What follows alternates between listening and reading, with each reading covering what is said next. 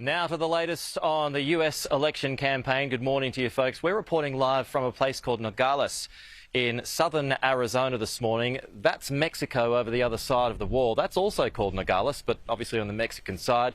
So the town's been split by that big wall. We are here because of the topic of illegal immigration, which is a central plank of Donald Trump's election campaign. It's also a plank of Kamala Harris's campaign. Now, when you're looking at the data, though, it appears to be trending downwards because it had been, as we all know, out of control for a long time.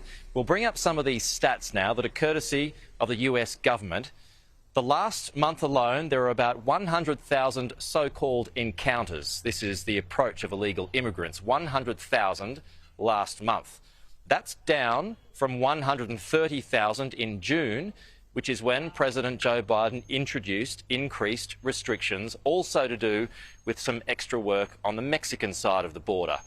But if you compare that to December last year, which was upwards of 300,000 encounters, you can see where that is trending, which is downwards. But it's still high, and we spoke to a former border agent on this program yesterday who explained his thoughts on why it's so high. Well, you know, last fiscal year for the U.S. government, Arizona was #1 in apprehensions. But what we've seen already so far in the first month of this fiscal year, upticks in Texas. We're seeing large groups show up in Texas. But San Diego, California is leading the nation right now in apprehension. Well, I mean, it's gotten bad because this policy's come out of Washington, D.C. is encouraging people to come over here and take multiple bites of the apple to try to receive some kind of economic benefit here. Not everybody that's coming over here and crossing this border illegally is really an asylum seeker or even meets the bar for asylum. Yeah. A lot of them are coming over for economic benefits. And we just saw the policies under the Biden administration basically bring everything that was on the Trump administration to a screeching halt, and sometimes even reversed. Okay, so now let's flip the argument a little. And joining us on the program is Dora Rodriguez, who is the director of Salvavision. Dora, good morning. Thank you for joining us this morning. First of all, before we get into your charity or your non-government organisation and what you do, what do you make of the wall? You work down here. What are your thoughts on the wall? Well, it's division. You know, this is dividing two countries. They are sister port of interest, sister towns. So it is so much division going on with this wall. And as you can see, the wires that were put in here by the National Guard, ordered by the last candidate that is now running for a president. So, you know, it brings so much hate. Right, but the wall was here long before Donald Trump. The wall was here, but the wires were not. You don't like the wires? No, it is horrible. It looks like prison. It's like the United States is in prison. What the reasoning it's there is because of illegal immigrants, and that's been a problem for a long time now. We just ran through some of the stats for you. It appears to be trending down, but it's still high. Have you got any thoughts on why you think it's high? Well, we had the executive order done by Democrats, by Joe Biden, and June 4th of this year. So it was limitations in numbers people who can seek asylum.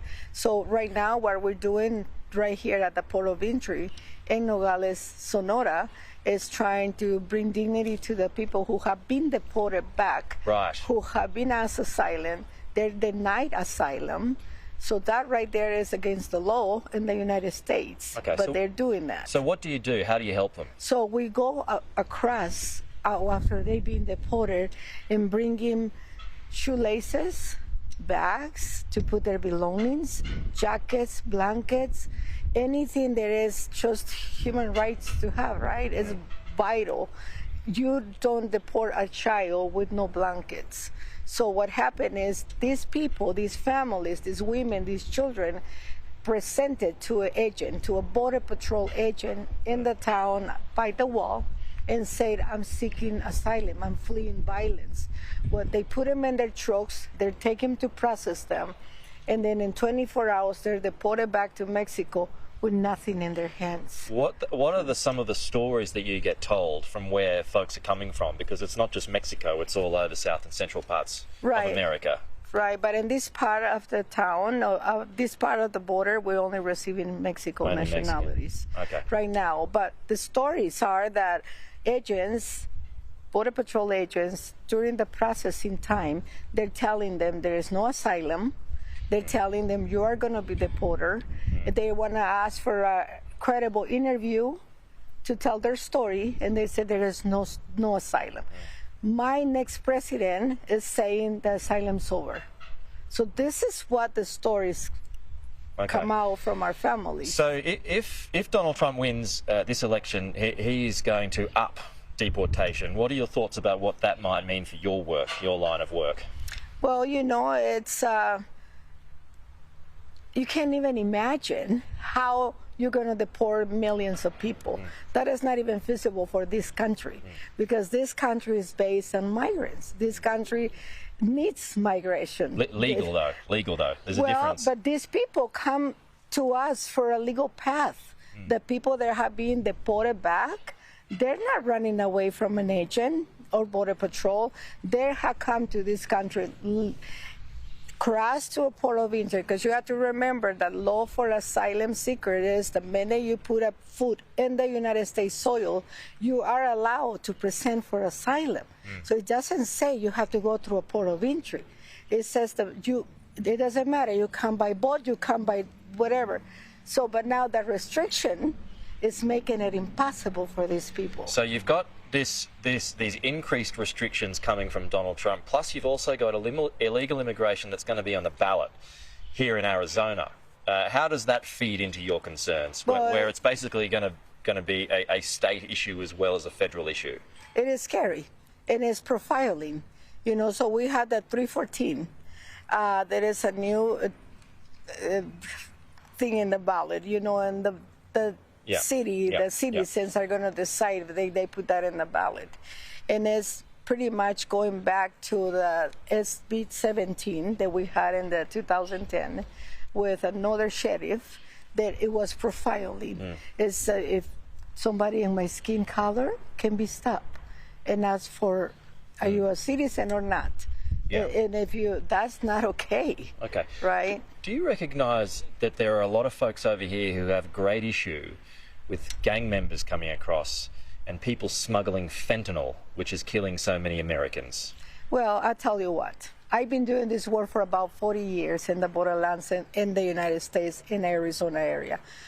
I had never yet seen an asylum seeker or a migrant coming with fentanyl in their backpack. That comes to the port of entry. Those go in big load buses. They come right through the noses of the agents, okay? So that's really false. That's a false narrative that is scaring people in our country. And the part is that because you're scared, you don't want to be more gentle to this issue. The minute you say I'm a migrant, you are already a criminal, and that's not okay. So people is not coming with backpacks with fentanyl to present to an agent. And gang members? Gang members, I tell you what, if all these families are going to the process and present to Department of Homeland Security, they do a background check. So if they do have a red flag, those people are in prison. They don't go to the communities. So the only people that are going to the communities is someone that already had a background check. Okay. Dora, we're out of time. Good to talk to you, though. That's Dora Rodriguez, who's the director of Salvavision. Appreciate your time, Dora. Thank you so much. We'll talk to you soon. And Kenny, as promised, a little bit later on in the program, next hour, we hope, is our story on the wall. And we spoke to a little sheriff a little earlier today who gave us a tour of this particular area, Nogales. And it's quite a sight, isn't it? It's, you know, I'm 6 foot. That's probably 3-4 times my height. I don't know if you can really tell on the TV, but it's a big wall, and it goes for miles and miles and miles in different parts, and it's really quite fascinating. So that story coming up a little later. Look forward to that, Pete. Thank you. And there's exactly 7 days to go until US election day. Make sure you join us for live coverage all day on Wednesday, November 6th. That's Australian time. Kieran Gilbert will host our coverage with Annalise Nielsen, Paul Murray, James Morrow, Laura Jays and Peter Stefanovic in key locations across the United States as all the results come in. That's all day on Wednesday, November 6th.